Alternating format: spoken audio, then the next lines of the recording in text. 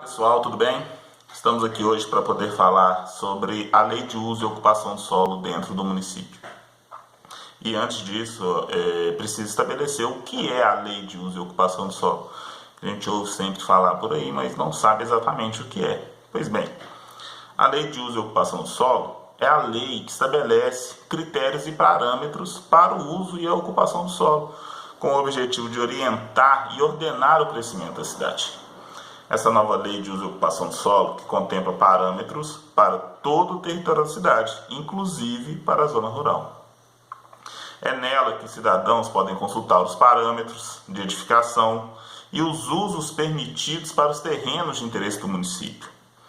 Uma das principais consequências da Revolução Industrial foi a migração das pessoas do campo para a cidade. E com o aumento da população urbana, novas moradias, meios de transporte, infraestrutura e pós-trabalhos foram criados. A população então passou a dividir espaço com comércio, serviços e indústrias. E para melhorar a organização da cidade e mediar os conflitos entre essas moradias que já existiam e as demais atividades que surgiram, é que foi necessário criar a Lei de Uso e Ocupação do Solo. Essa lei determina o tamanho mínimo de terreno, os recuos nas construções, a área máxima que poderá ser construída, a altura da construção, entre outros fatores. E nessa lei a gente precisa entender que ela divide o município entre área urbana e área rural. Falando especificamente da área urbana, a gente sabe que existem glebas de terras que poderão se tornar loteamentos e depois bairros. E neste espaço, nós precisamos prever, dentro dessa lei de uso e ocupação de solo, áreas que serão industriais, para pequenas indústrias, áreas comerciais, áreas residenciais, bem como as áreas verdes, que serão parques e praças, por exemplo. E quando a gente vai trabalhar uma lei de uso e ocupação do solo, a gente tem que pensar da mesma forma como a gente pensou a nossa casa. Porque um cômodo tem que ser harmônico com o outro. Ele tem que estar numa posição que traga uma harmonia para o outro cômodo. Porque senão fica inviável aquela moradia, ou no nosso caso, fica inviável o nosso município. Por isso que... Só um minutinho aqui.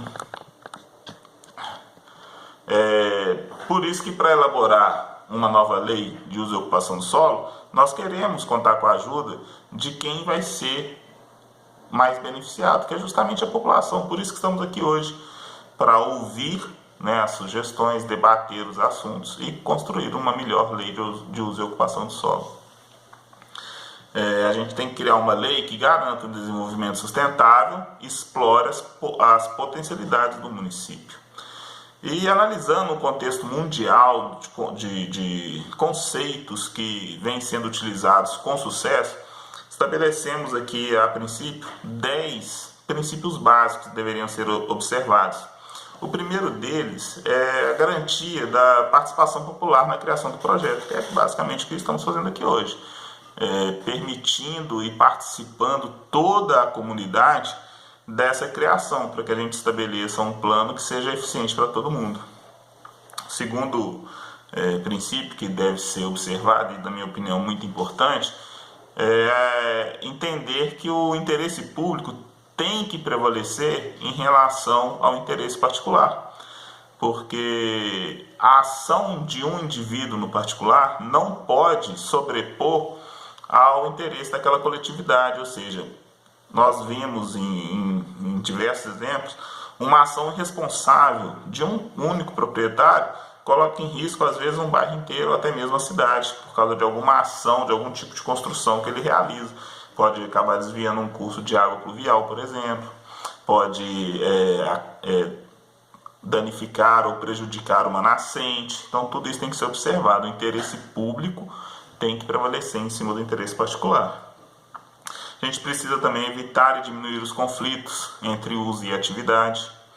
Precisamos, de forma urgente, entender que o transporte coletivo precisa prevalecer em cima do transporte individual, valorizando a mobilidade urbana. E observem que cidades ao redor do mundo que aplicam esse princípio há mais tempo, hoje estão em posição de destaque dentro desse contexto mundial. Precisamos estimular as potencialidades e minimizar as ameaças ao desenvolvimento sustentável.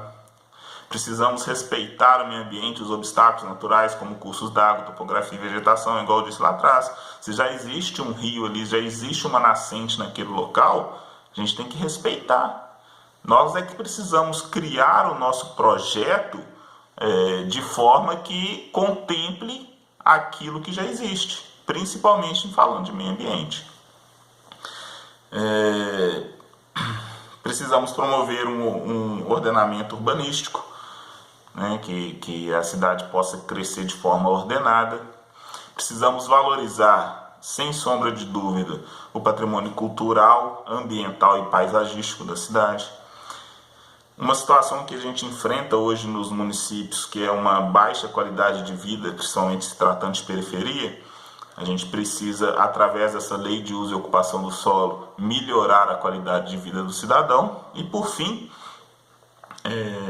sem dúvida alguma, precisamos estimular o desenvolvimento econômico e social. Agora, igual eu já disse, tem que ser observado todos esses princípios já elencados.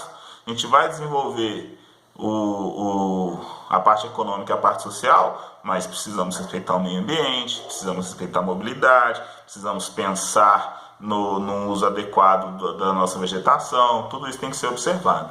Então, diante disso, que é muito importante que todos participem, debatendo, sugerindo ideias, que com isso nós conseguiremos criar uma lei de uso e ocupação do solo boa, adequada, que contemple as nossas necessidades e introduzi-las dentro de um plano de governo para ser aplicado no futuro. E é por isso, contamos com a colaboração de todos e com essa participação, nossa cidade só tem a ganhar. Muito obrigado.